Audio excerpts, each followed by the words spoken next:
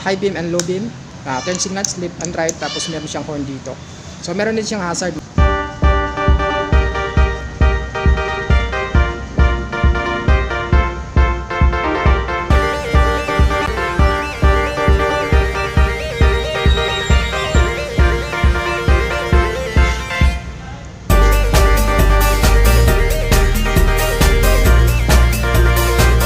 Sa mga naghahanap pala ng Rossi Classic 250i mga idol, so ito nasa harapan na natin. Re-review natin ngayong araw na kung ano meron sa Rossi Classic 250i na to. So meron siyang 250cc displacement, ito ay 4-stroke, 2 valves, fuel injected. So meron itong starting system na electric start lang mga idol, so wala siyang kickstart.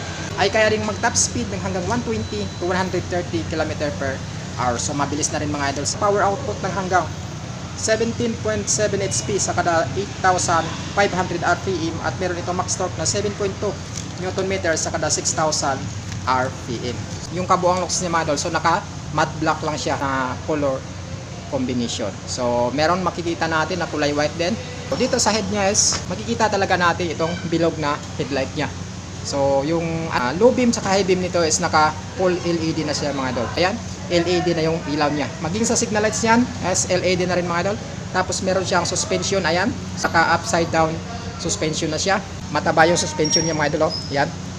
So napakaganda. Tapos pagdating naman sa fender niya, ito meron siyang stainless na stand para hindi basta-bastang gagalaw itong fender niya. So ito ay naka glossy black tapos plastic. Hindi siya metal mga idol, ayan. Plastic siya. Ang malupit dyan mga idol pagdating sa braking system niya, ayan, naka dual disc brake na siya. So may disc brake siya dito. Dito sa kabila is merong disc brake na siya. So kabilaan yung disc brake niya, tapos meron din siyang reflectors dito. So kabilaan din yung reflector ng motor na to. So ang maganda dyan mga idol, napakalaki ng disc brake niya, ayan, bilog na bilog. Tapos meron siyang sukat dito sa sa harapan na 110 by 90 by 17. So napakadaling hanapin yung gulong na ganito kasi nga ay standard lang siya. Tapos may brand siya ito, Yuan Ching. Ito ay tube type lang mga idol, so hindi siya tubeless. So kung gusto nyo i-convert into tubeless, pwede naman siya kasi ito ay naka-mags na. Madali lang i-convert ito into tubeless kasi naka-mags na. Ito naman yung oil cooled niya mga idol. Tapos itong busina niya, ayan, so maliit lang. So ang maganda dyan, kabilaan yung busina niya, napakaganda. Isa dito sa kabila, isa rin doon sa kabila yung busina niya. So sa tangke niya naman, makikita natin yung emblem ni Rossi, ayan, kulay white. RUSI Rossi, tapos naka-matte black siya. Tapos may white siya, konti, ayan mga idol. White siya. Tapos dito matte black. Matte black din dito mga idol. Tapos andyan yung Rossi. Ito yung shifting niya.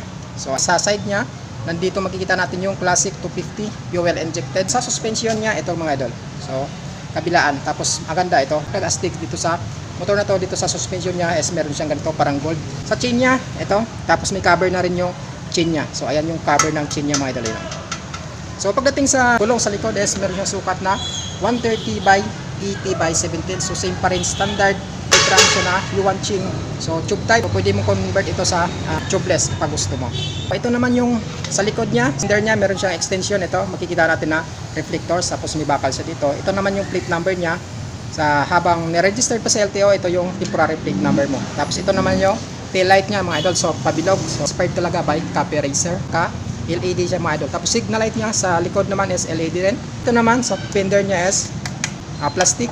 Pagdating naman sa braking system sa likod is ito naka-disc brake din siya. Ito naka-matte black siya. So same din sa suspension dito sa likod, ayan, glossy na spring mga idol. Tapos ito may siya, ito maganda. Nakadagdag astig siya. So pagdating naman sa muffler niya, ito may in-cap siya na silver. Tapos dito yung heat guard niya, maliit, ayan. So tapos galing sa exhaust valve hanggang dito sa angulo niya is naka-matte black siya mga idol. So meron din siyang ayan, apaka ng angkas. So same din na folded, tapos hindi siya basta-basta nagba-vibrate. Ayan, oh. Tapos equip siya ng rubber. Tsaka dito mga idol may butas-butas siya, oh. Ang ganda, parang singawan lang siya. Dito naman sa kabila, sa niya, dito Classic 250i fuel injected rin yung nakalagay. Ito naman sa pot pick or apaka ng driver, ayan, natutupi siya mga idol, oh. Maganda. So usa lang siyang natutupi, tapos ibalik mo lang.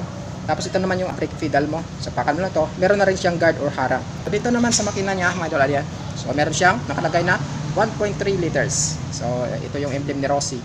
Tapos dito naman may lines dito na or daanan ng hangin. So ito naman yung makina niya. Ito, ayan. Ito 50cc, ito is 2 valves pa lamang ang motor na to. So ito naman yung busina niya, kabilaan, meron siyang busina. So napaka-good sa motor na to kasi nga dalawa yung busina niya kahit ito ay stock pa lamang. So tangke niya dito, ito naman sa bandang kabila niya, yan, matte black. Tapos makikita natin yung emblem ni Rossi dito na naka-chrome, RUSI, tapos ayan. May lines siya dito na white. So ayan. Pagdating naman sa upuan niya, ganito siya. Hindi rin siya manipis masyado, hindi rin siya ganong makapal, so tamang-tama lang.